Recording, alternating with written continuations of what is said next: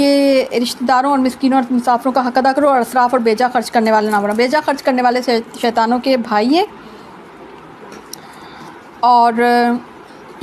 شیطان اپنے پروردگار کا بڑا ہی ناشکرا ہے۔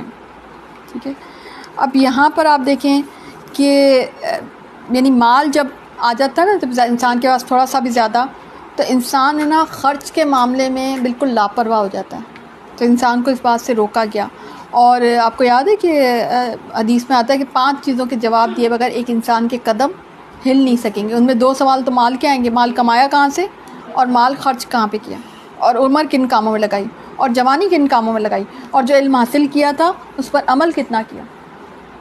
تو یہ 5 سوال ہوں گے، ان میں سے 2 سوال آپ کی کسب کے آ رہے ہیں کہ پہلی بات تو کمایا کہاں سے، آیا وہ حلال تھا یا نہیں تھا، اور جب حلال چلو کما لیا، ادھر اگر ہم اکثر و بیشتر اب یہ اتنی سمجھ بوجھ آ گئی ہے مومنین میں کہ حلال کا ہم خیال رکھ لیتے ہیں، لیکن جب اسراف پہ آتے ہیں نا، یا جب اسراف مطلب خرچ بمعنی خرچ، اسراف صرف خرچ کو بھی کہتے ہیں،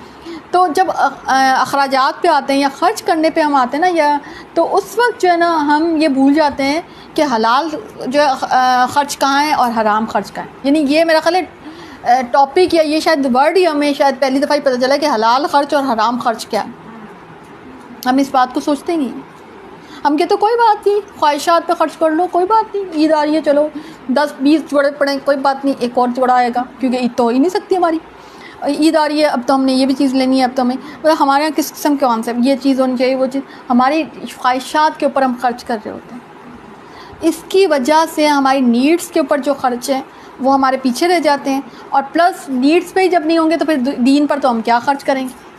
تو دین پر خرچ کرنے کے لیے ہمارے پاس کچھ بچتا ہی نہیں۔ ٹھیک ہے، تو غلط جگہ غلط طریقے سے خرچ کرنے کی بھی بہت پوچھ ہے، ایسے کلچر کو فروغ نہیں دینا چاہیے۔ حکمت کے ساتھ، عمدگی کے ساتھ انسان اپنا خرچ کرے۔ یہ خرچ بہت بڑی چیز ہے، جو انسان اگر اس بات کو سمجھ جاتا ہے نا تو وہ کبھی بخیل نہیں ہوتا، اور وہ کبھی ہے نا جسے کہتے ہیں کہ وہ جسے کہتے ہیں فقیر بھی نہیں ہوتا۔ جس کو خرچ کرنے کا سلیقہ آ جائے، جس کو یہ پتہ چل جائے یہاں پہ خرچ کرنا ہے اور یہاں پہ خرچ نہیں کرنا، تو وہ انسان جو میانہ روی پہ رہتا ہے نا، ایک حدیث کا مفہوم کچھ ایسا ہے، تو وہ ہے نا وہ کبھی بھی فقیر نہیں ہوتا۔ ٹھیک ہے، تو یہ یہاں پہ سمجھایا گیا، اور ان کو کیا کہا گیا، بیجا خرچ کرنا ہے۔ مبذرین، مبذر وہ ہوتا ہے بذر سے، بذر ہوتا ہے کہ کسی کھیت میں بیج کو ڈالنا بغیر دیکھے سوچے سمجھے، اس کو کہتے ہیں بذر، یوں ایسے ڈالنا، آنکھیں بند کر کے جیسے نہیں ہوتا بذر۔ بذر کا روٹ جو ہے نا اس کا مطلب یہ ہے، ٹھیک ہے، با زال را اس کا روٹ ورڈ ہے۔ تو جو خرچ ایسے خرچ کر، اسی لیے اب لفظ بڑا اچھا استعمال ہوا ہے مبذرین، دیکھیں کہ یعنی کہ وہ دیکھتا ہی نہیں کدھر خرچ کرنا ہے کدھر، بس خرچ کیا جا رہا کیا جا رہا کیا جا رہا، اس کو یہ پتہ ہی نہیں ہے، سینس ہی نہیں ہے کہ کدھر خرچ کرنا ہے کدھر نہیں کرنا۔ تو یہ ڈیسیژن میکنگ بڑا اچھا آپ کا ہونا چاہیے کہ کہاں پہ واقعی ضرورت ہے اور کہاں پہ جو ہے نا نہیں ضرورت، اور وہاں پہ خرچ کرنے کی کوئی ضرورت نہیں۔ ٹھیک ہے، اور اگر تجھے ان سے منہ موڑنا پڑے اپنے رب کی رحمت کی جستجو میں جس کی تو امید رکھتا ہے، تو تجھے چاہیے کہ عمدگی اور نرمی سے بات کریں۔ ان بعض اوقات ایسا ہوتا ہے کہ کوئی ضرورت مند ہوتا ہے، اس سے اعراض کرنا پڑ جاتا ہے، اظہار معذرت کرنا پڑ جاتا ہے، تو وہ جو معذرت ہے وہ عمدگی کی معذرت ہونی چاہیے، یہ یہاں پہ سمجھایا گیا۔ اور اپنا ہاتھ اپنے گردن سے بندھا ہوا نہ رکھ، نہ اسے بالکل ہی کھول دیں، یعنی ایسا بھی نہ ہو کہ بالکل ہی بخیل ہو جائے، کنجوس ہو جائے، یا ایسا کہ بالکل ہی سخی ہو جائے کہ اپنے، کیونکہ ایک حدیث میں اس کی بھی ممانعت آتی ہے کہ ایسا خرچ نہیں کرنا کہ اپنے بچوں کو جو ہے لاچار فقیر گلی میں مانگتا ہوا چھوڑ جائے۔ ٹھیک ہے، قرآن میں بھی اس مفہوم کی ایک آیت آتی ہے۔ ٹھیک ہے، تو یقیناً تیرا، اور آپ کو پتہ ہے کہ اخراجات میں